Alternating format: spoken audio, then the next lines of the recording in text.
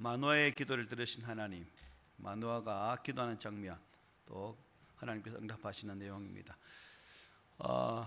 성경 안에서 우리가 발견할 수 있는 중요한 게 뭐냐면 하나님께서는 역사를 주관하시는 분이다 하는 사실입니다. 역사를. 그래서 결국 성경은 인류 역사의 표본, 하나의 본이 된다라고도 볼 수 있죠. 늘 반복하며 죄를 짓는 그들의 모습, 성경에서 등장한 인물들이죠. 모든 인류의 보편적인 모습이기도 하다. 서사에 등장하는 이스라엘 백성들의 반복적인 죄의 모습은 오늘 이 시대의 우리들의 모습과 동일하다라고 보면 되는 거죠. 성경을 통해서 또 이스라엘 역사를 통해서 배우지 못하면 같은 죄를 반복해 지을 수밖에 없다는 겁니다. 그래서 우리가 이런 사사기를 통해서 또한 역사를 통해서 또 말씀 역사를 통해서 인류의 죄악됨을 보고 그것을 깨닫게 되으시고 또한 그러한 죄악된 반복의 모습들을 보면서 내 삶 속에 적용할 때 비로소 우리가 더 구별되어진 삶을 살아낼 수 있는 성도가 될 수 있다는 것이죠. 하나님께서는 이러한 이스라엘 백성들의 반복적인 죄, 인류가 연속적으로 반복적으로 죄를 지으니까 하나님은 이스라엘 백성들에게 가르치라 라고 계속 말씀하셨죠. 그리고 그 말씀들을 또 기억하라고 이렇게 말씀하셨습니다. 그러나 우리가 아시는 것처럼 이스라엘 백성들은 한 세대만 지나면 새까맣게 잊어버리고 또 하나님 앞에 범죄하는 모습을 볼 수가 있었습니다. 특히 이제 사사시대는 세대 간의 단절이 아주 분명하게 나타나고 있는 것을 우리가 앞 시간들을 통해서 볼 수가 있습니다. 그리고 다음 세대는 무슨 세대가 되었다고 했죠? 다른 세대가 되어서 늘 하나님을 잊었고 또 그 결과 다시 여호와의 목전에서 뭘 행하게 됩니까? 악을 행하게 되었다라고 성경은 증거합니다. 그 결과 또 어떤 일이 벌어지죠? 하나님께서는 노하셔서 이제 삼손이 부름받기 이전 하나님께 노하셔서 이스라엘 백성들에게 다시금 징계를 내리시는데 누구의 손에 억압을 받게 합니까? 블레셋의 손에 몇 년간? 40년간 억압을 받게 하는 그런 모습을 보게 됩니다. 그럼에도 불구하고 이스라엘 백성들은 정신을 차렸습니까? 전혀 정신을 차리지 않고 오히려 더 이제는 전에는 징계를 내리면 백성들이 하나님 앞 회개했지만 삼손이 부름받기 이전에는 회개도 안 하는 그냥 뭐 하는 기도도 하는 그런 모습을 가지고 있다는 사실입니다. 바로 이러한 영적 황폐한 상태. 그래서 우리가 약을 자꾸 먹다 보면 내성이 어떻게 해요? 약해지죠. 백신을 맞는 것은 어쨌든 병에 대해서 이길 수 있도록 하는데 이제 이게 병균이 세다 보면 아무리 많은 백신을 맞아도 병균이 이긴다는 거죠. 죄가 계속해서 이스라엘 백성이 침투하니까 이제 뭐 이게 죄인지 죄가 아닌지 분간을 못하는 그런 시대가 되고 말았다는 겁니다. 그래서 하나님께서는 이제 특단의 조치를 취하게 됩니다. 그리고 그 특단의 조치로 누굴 예비하시는가? 삼손을 예비하셔서 이스라엘 백성들을 블레셋의 손에서 구원하시고자 계획하고 있다는 거죠. 여기 보니까 단지파 삼손의 아버지 이름 뭐예요? 마노아의 집에 하나님께서 이제 아들을 주게 됩니다. 문제는 이제 지금까지는 이 마노아의 집에 아기가 없었다는 거죠. 대를 이을 아이 남자도 없었다는 사실입니다. 그런데 하나님께서 이 가정에 아이를 주면서 조건이 묻습니다. 태어날 때부터 죽을 때까지 무슨 사람으로? 나실린으로 살아라. 즉 구별되어진 사람으로 살아라.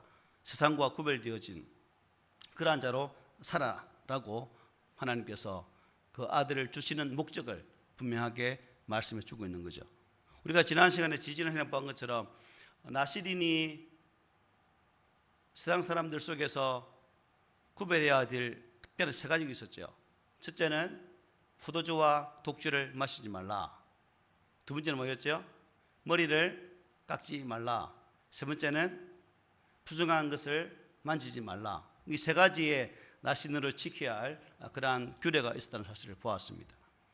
이러한 상황 속에서 하나님께서 마노아의 아들을 주신다고 말했고, 그리고 이러한 마누아 시바의 아들을 주고자 하는 소리를 누가 듣게 되는 겁니까? 마누아의 아내가 듣습니다. 그리고 이 사실을 남편에게 전해주죠. 그리고 이 소식을 들은 마누아가 오늘 8절에 보니까 하나님께 기도합니다. 마누아가 여호와께 기도하여 이르되 주여 구하옵나니 주께서 보내셨던 하나님의 사람을 우리에게 다시 오게 하사 우리가 그 낳을 아이에게 어떻게 행할지를 우리에게 가르치게 하소서라고 말합니다. 자, 여기 보니까 마누아가 기도를 하는데 아이가 없는 집에 아이가 준다니까 기분은 어땠겠습니까? 기분은 참 좋았겠죠. 그리고 그 감격적인 기분을 가슴에 담고 기도를 하는데 방금 이 기도 속에 두 가지를 말씀합니다. 첫째 뭐예요? 하나님, 내 아내가 만났던 그 하나님 사자 저도 만나고 싶습니다는 겁니다. 또 하나는 뭐예요? 그 아이, 낳을 아이를 어떻게 키워야 되겠습니까? 라는 두 가지의 기도 내용을 말씀하고 있죠. 이에 하나님께서는 바로 응답하십니다. 이어지는 9절부터 12절의 말씀 보면 우리가 마누아가 응답받는 이 내용들을 제가 읽어드릴 테니까 여러분 눈으로 한번 보십시오. 하나님이 마누아의 목소리를 들으신지라 여인이 밭에 앉았을 때에 하나님의 사자가 다시 그에게 임하였으나 그의 남편 마누아는 함께 있지 아니한지라. 여인이 급히 달려가서 그의 남편에게 알리어 이르되 보소서 전일에 내게 오셨던 그 사람이 내게 나타났나이다 하매 마누아가 일어나 아내를 따라가서 그 사람을 이르러 그에게 묻되 당신이 이 여인에게 말씀하신 그 사람이니까 하니 이르되 내가 그러다 하니라. 마누아가 이르되 이제 당신의 말씀대로 되기를 원하나이다. 이 아이를 어떻게 기르며 우리가 그에게 어떻게 행하리까 라고 응답을 받는 후에 기도하는 모습을 보게 되죠. 하나님은 이 마누아의 기도를 들으시고 또 그의 아내에게 어떻게 합니까? 밭에 있을 때 아내가 밭에 나타나게 됩니다. 희한하게 나타날 때마다 누가 없어요? 마누아가 없어요. 곁에 없어요. 아내는 자주 만나는데 남편은 없어요. 마누아가 없어요. 그래서 급히 달려가서 이 사실을 남편에게 알려줍니다. 하나님의 사자는 그 자리에서 또 기다려 주시죠. 하나님의 사자를 만난 마누아는 12절 말씀처럼 이 아이를 어떻게 이르며 우리가 그에게 어떻게 행하리까라고 묻게 됩니다. 우리가 이 질문 속에서 마누아의 신앙이 잘 나타나고 있죠. 자신에게 주신 그 자녀가 철저하게 하나님의 선물임을 인정하는 고백이 바로 마지막 12절 이 말씀에 담겨 있다고 볼 수가 있죠. 성경은 자녀가 하나님의 뭐라 말씀합니까? 기업이다 말씀하죠. 하나님의 기업, 즉 하나님의 땅이라는 거죠. 그래서 하나님께 주신 것이죠. 하나님의 땅이기 때문에 그 주인은 누굽니까? 하나님이라는 거죠. 그래서 자녀를 키울 때 부모의 욕심도 있겠거니와 또한 이 땅을 향한 욕망적인 부분을 가지고 자녀를 키울 수 있겠지만 이런 성경의 말씀을 보면 철저하게 하나님의 관점에서 즉 이 생명은 하나님께서 내게 맡기신 선물이다라는 사실을 입각해서 자녀를 키우는 것이 가장 성경적인 양육 방법인 것을 보게 됩니다. 하나님은 모세에게 이스라엘 자손들에게 하나님 놀라운 메시지를 전하게 되죠. 우리가 신명 6장의 쉐마 6장 4절부터 9절에 이마에 새기고 손목에 새기고 미간에 새기고 말씀하잖아요. 그렇게 이스라엘 백성들에게 하나님 말씀을 철저하게 가르치도록 했습니다. 바울도 에베소서에 이렇게 말하죠. 아비들아 너희 자녀를 노력하지 말고 오직 주의 교훈과 훈계로 양육하라 말씀하셨습니다. 그런 의미에서 오늘 이 마누아의 질문은 당신의 말씀대로 되기를 원하나이다. 이 아이를 어떻게 기르며 우리가 그에게 어떻게 행하리까? 라는 이 질문 그야말로 신앙적인 질문이었고 또한 믿음으로 가진 아버지로서의 참 바른 질문이기도 하다는 것입니다. 세상에 여러분 어떤 부모가 자식에게 기대하지 않는 부모가 어디 있겠습니까? 다 기대도 하고 욕심도 있고 어떻게 하면 내 자녀가 더 잘 되어지고 또한 삶의 자리가 형통해서 출세하기를 원하는 게 부모의 심정이죠. 그죠? 다 마찬가지입니다. 그런데 마노아는 하나님 말씀 앞에 서서 하나님께서 선물로 주시는 이 아이를 오직 하나님의 방법대로 양육하겠습니다는 고백을 드리고 있는 것입니다. 그런 의미에서 우리들도 이 본문의 마노아의 모범을 따라서 우리 자녀들을, 이제 우리는 다 키웠잖아요. 자녀 낳을 분 계세요? 우리는 못 낳아. 그러니까 이제 우리는 못 낳으니까 낳은 자녀들 그리고 손주들, 그들을 하나님의 말씀의 뜻을 따라 양육할 수 있도록 뒤에 서포트하는 그러한 할아버지 할머니가 되어야 되지 않겠습니까? 그죠? 그렇게 됩시다. 그렇게 되어야 됩니다. 하나님의 사자는 이전에 그의 아내에게 했던 나시니누스의 규례를 다시 가르쳐 줍니다. 오늘 본문 13, 14절에 보면 이렇게 말씀하죠.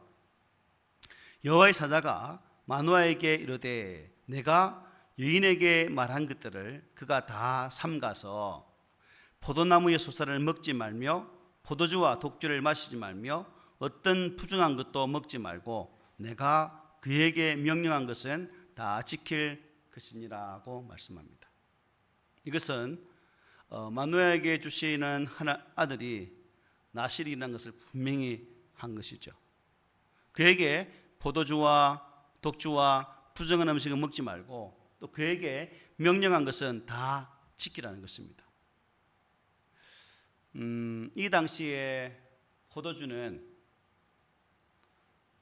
어떤 용도였을까요? 음료죠, 음료. 독일에 가면 뭐가 유명합니까? 맥주가 유명하죠. 맥주가 거의 음료수처럼 상용되는 것처럼 그런 상황입니다. 그런데 왜 하나님께서 음료수처럼 마시는 이 포도주를 먹지 말라고 했는가? 결국 이 말씀은 세대의 흐름 속에서 그 세대의 흐름에 따라 가지 말라는 것입니다. 다시 말하면 이 세대의 흐름 속에서 거룩함으로 구별되어진 자로 서라 하는 의미로 이 말씀을 주고 있는 거죠. 시대가 아무리 급하게 흐르고 또 시대가 우리에게 오라고 요구한다 할지라도 그 시대의 흐름 속에 우리가 몸을 싣는 것이 아니라 하나님의 거룩한 뜻에 맞추어서 살고자 하는 그러한 모습, 바로 이 모습이 바로 이러한 하나님의 뜻이 담겨 있는 부분입니다. 그래서 우리가 하나님의 사람으로 세상에 살려면 아무래도 영적 가치관을 가지고 또 신앙의 가치관으로 무장하지 아니하면 우리 또한 이 시대의 흐름 속에 그냥 매몰되고 말죠. 세상의 세파에 빠져서 허우적거리다가 세상의 흐름 속에서 이 땅의 삶을 마감할 수 있다는 사실입니다. 그런 측면에서 우리는 구별되어진 자로서 또한 예수 그리스도 안에서 구원받은 자로서 분명한 믿음의 정체성을 가지고 내가 누구인가를 항상 되뇌이면서 하나님 뜻에 맞추어서 살아갈 수 있는 그러한 우리의 신앙이 되셨으면 합니다. 우리가 꼭 기억할 것은 오늘 이 시대를 사는 우리 믿음의 사람들도 어떻게 해요? 다 영적 나실인이다. 구별되어진 거룩한 백성이다 하는 사실을 꼭 기억하십시오. 그래서 바울은 이렇게 말합니다. 고린도전서 10장 23, 24절에 이렇게 말하죠. 모든 것이 가하나 모든 것이 유익한 것은 아니요 모든 것이 가하나 모든 것이 덕을 세우는 것은 아니니 누구든지 자기의 유익을 구하지 말고 남의 유익을 구하라고 했습니다. 그리고 이어지는 고전 10장 31절 33절에서 이렇게 말합니다. 그런즉 너희가 먹든지 마시든지 무엇을 하든지 다 하나님의 영광을 위하여 하라. 유대인에게나 헬라인에게나 하나님의 교회나 그치는 자가 되지 말고 나와 같이 모든 일에 모든 사람을 기쁘게 하여 자신의 유익을 구하지 아니하고 많은 사람의 유익을 구하며 그들로 구원을 받게 하라고 했습니다. 그리고 데살로니가에 보내는 편지를 통해서 이렇게 말하죠. 범사에 헤아려 좋은 것을 취하고 악은 어떤 모양이라도 버리라고 말씀하셨어요. 이런 말씀을 대할 때마다 참 믿는 사람으로 살아간다는 것, 비록 세상 속에 살지만 그 세상 속에서 동일한 모습으로 사는 것이 아니라 그들과 분명히 다른 그런 모습으로 살아가야 되는 사실을 이런 말씀 통해서 깨닫게 되죠. 그래서 하나님을 위한 거룩한 삶, 바로 이것이 영적 나시린이 가져야 할 삶의 태도입니다. 그래서 우리가 오늘 이 시대에 내가 마지막 시대의 나실이라는 사실을 꼭 깨닫고 우리에게 주어진 이 땅의 분복에 따라서 순종하고 말씀에 따라 거룩한 길을 걸어갈 수 있는 그러한 귀한 성도들이 되시기를 바랍니다. 이제 마노아는 여호와의 사자에게 음식을 대접하러 가죠. 15절에 오늘 이렇게 말합니다. 마노아가 여호와의 사자에게 말하되 구하옵나니 당신은 우리에게 머물러서 우리가 당신을 위하여 염소새끼 하나를 준비하게 하소서 하니라고 말합니다. 자, 당시에 여러분 유목민에게 있어서 염소는 참 가치 있는 거죠. 그리고 큰 재산 중에 하나지만 이제 이 사자에게 염소 새끼를 잡아서 대접한다는, 결국 이것은 무슨 의미일까요? 가장 최고의 대접을 지금 배설을 하는 겁니다. 그런데 하나님의 사자는 어떻게 해요? 그래 차려를 한 말합니까? 어떻게 말합니까? 거절하게 되죠. 여호와의 사자가 마노아에게 이르되 내가 비록 나를 머물게 하나 내가 네 음식을 먹지 아니하리라. 번제를 준비하려거든 마땅히 여호와께 드릴지니라 하니 이는 그가 여호와의 사자인 줄을 마노아가 알지 못함이었더라 말합니다. 여호와의 사자가 이렇게 대답한 이유가 있겠죠. 그것은 이 모든 역사의 원인, 즉 이 가정에게 아들을 주시는 자가 누구인가? 하나님이시고 또한 이 예물을 받을 자가 누구라는 거예요? 여호와 하나님이라는 사실을 말씀을 주는 거예요. 그래서 자신은 받지 않아야겠다. 이 받을 분은 오직 하나님이시니까 그분에게 번제를 드리라 라고 말씀하고 있는 거예요. 감사의 대상 누구라는 겁니까? 오직 한 분 하나님밖에 없다는 사실을 분명히 말씀하죠. 그래서 우리가 이것을 보면서 우리도 뭐 사람 간의 관계 속에서 소소한 일들을 통해서 감사를 할 수 있겠죠. 그러나 모든 것의 감사의 대상은 누구다? 하나님이라는 사실을 분명히 말씀합니다. 그리고 이러한 사실 앞에 마노아가 어떻게 합니까? 당신의 이름 좀 가르쳐 주시겠습니까? 라고 말하죠. 17절에 보니 이렇게 말합니다. 마노아가 또 여호와의 사자에게 말하되 당신 이름이 무엇이니까? 당신의 말씀이 이루어질 때에 우리가 당신을 존귀히 여기리이다 라고 말합니다. 이것은 마노아가 아직도 하나님의 사자를 어떻게 생각하고 있다는 겁니까? 선지자 정도로 생각하고 있다는 사실을 볼 수 있는 부분입니다. 그러자 하나님의 사자가 또 놀라운 대답을 합니다. 18절 보십시오. 다 함께 읽어보시죠. 여호와의 사자가 그에게 이르되 어찌하여 내 이름을 묻느냐? 내 이름은 기묘자라 하니라. 기묘자, 히브리 펠리라는 말인데 비밀이라는 것이 비밀이라는 뜻이 비밀. 그래서 영어 성경 보니까 wonderful, secret라고 말하고 있고 beyond understanding이라고 말하고 있습니다. 무슨 의미냐? 우리의 이성을 초월해서 계시는 분, 사람의 상상을 초월하여 계신 그러한 분이다라고 기묘자라고 말씀하고 있습니다. 결국 기묘자는 우리 인간의 생각으로 예측 불가능한 그런 분인 것을 말씀해 주는 거죠. 그렇습니다. 하나님은 우리가 이해할 수 있는 그런 분이 아닙니다. 한정된 우리의 머리로 하나님을 안다? 아니죠. 하나님은 인간의 이성으로는 파악할 수도 없고 예측할 수도 없는 바로 그런 분이라는 거죠. 하나님의 능력이 그러하고 하나님의 사랑이 그러하고 하나님의 지혜가 그러하고 하나님의 역사의 방법이 다 그렇다는 겁니다. 어느 것 하나 우리 사람의 생각으로는 판단도 측량도 하지 못한다는 거죠. 그래서 이스라엘 백성들이 여호와의 목전에서 악을 행하고 타락한 그 상황 속에서 이스라엘 백성들에게 임재하시는 하나님의 손길 역시 그들이 전혀 알지 못하는 신비한 방법으로 역사하신다는 것입니다. 이스라엘은 여러분 생각해 보십시오. 삼손이 나기 전 40년 동안 블레셋의 억압 속에 있습니다. 그야말로 완전히 망가지는 거죠. 40년이면 한 세대가 지나간 거 아닙니까? 그야말로 한 세대가 지나면 그들의 문화, 그들의 사상, 그들의 철학도 다 변할 수밖에 없거든요. 이런 상황 속에서 하나님께서 한 길을 예비하시고 우리에게 구원의 주 예수를 허락하시는 것처럼 삼손을 허락하시고 그를 통해서 블레셋의 압제에서 구원키를 원하시다는 사실입니다. 그래서 당신의 이름을 너희들이 도무지 파악할 수 없는 자다 해서 기묘자라고 말씀하고 있는 거죠. 그래서 우리가 이것을 보면서 우리 예수님께서 이 땅에 오셔서 우리의 대속자가 되시고 그분의 십자가의 구속의 은혜가 너무나 크게 역사하셔서 우리를 그 주님 안에서 구원받는 백성이 되게 하셨습니다. 그래서 사도 바울은 이러한 예수 그리스도의 은혜를 어떻게 표현합니까? 이렇게 표현하죠. 깊도다 하나님의 지혜와 지식의 풍성함이요 그의 판단은 헤아리지 못할 것이며 그의 길은 찾지 못할 것이로다 라고 바울은 고백합니다. 이제 이후에 나오는 이 삼손 이야기는 참 그 허물 많고 삼손 여러분 아시는 것처럼 아주 실패하잖아요.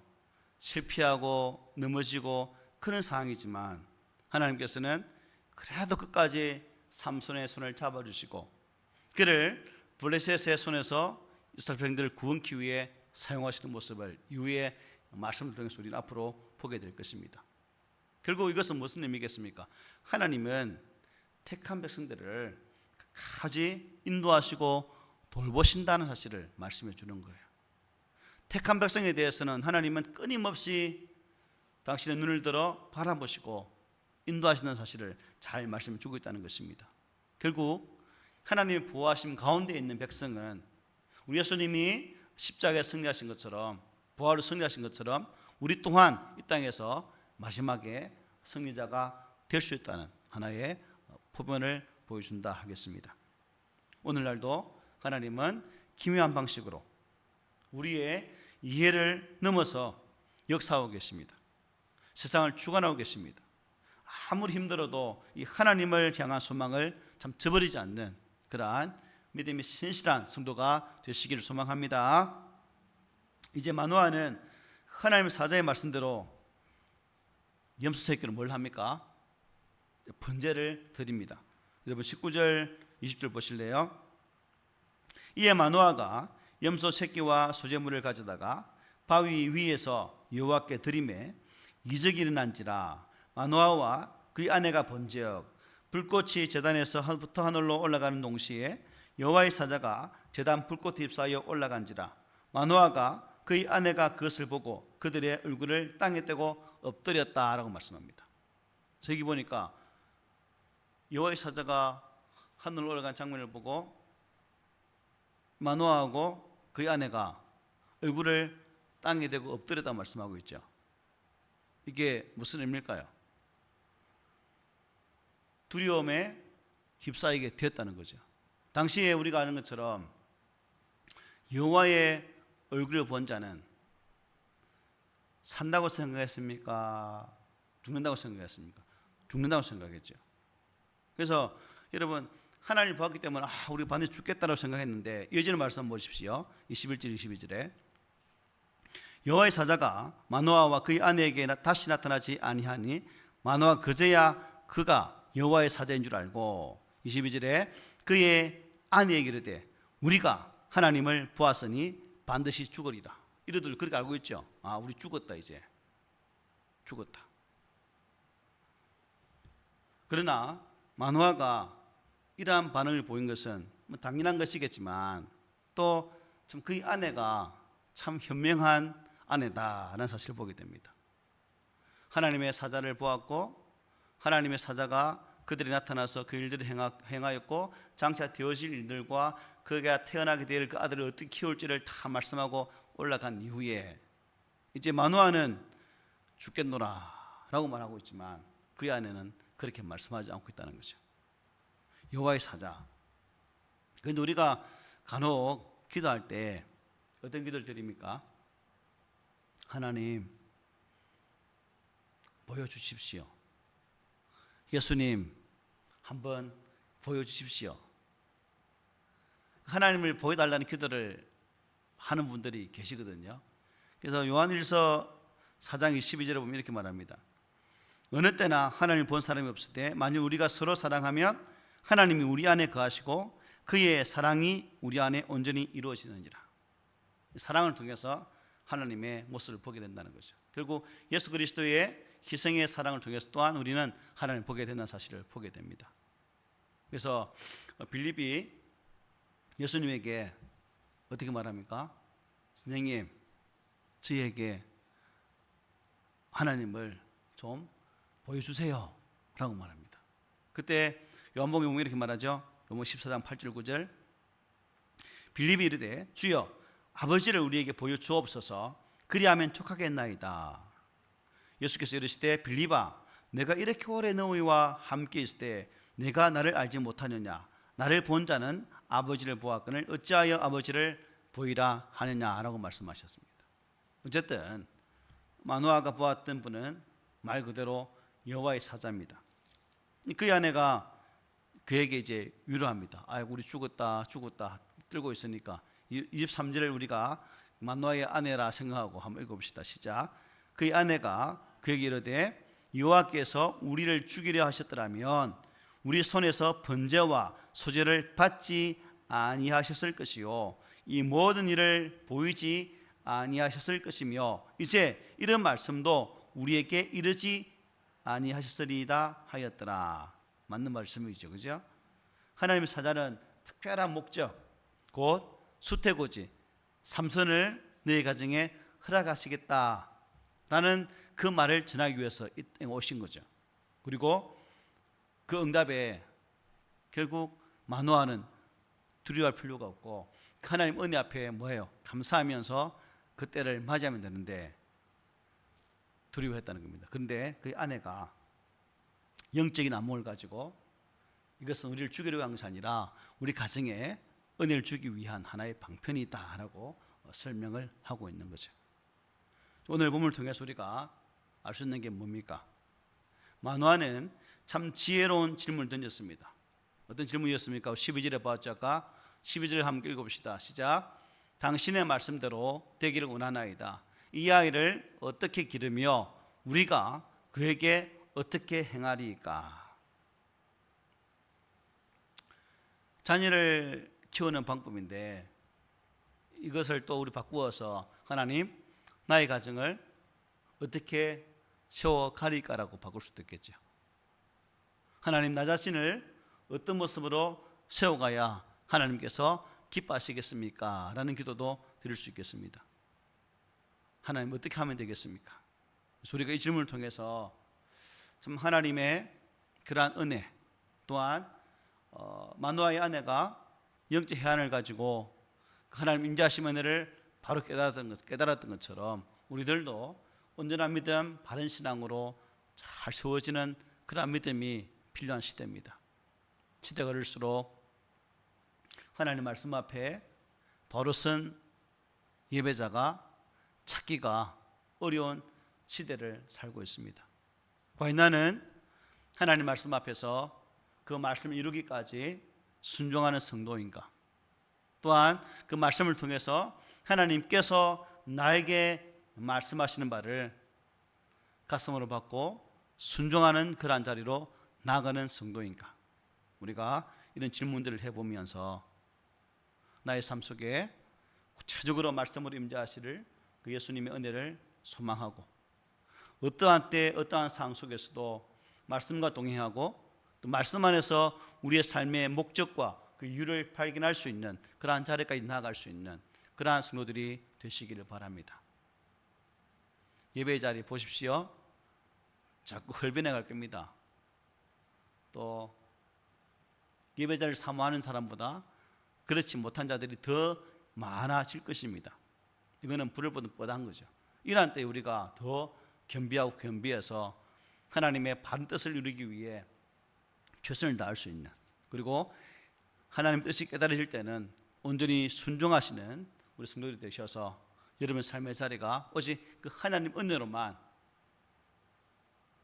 주렁주렁 맺혀지는 복을 누리는 그러한 귀한 성도들이 되시기를 소망합니다. 아멘.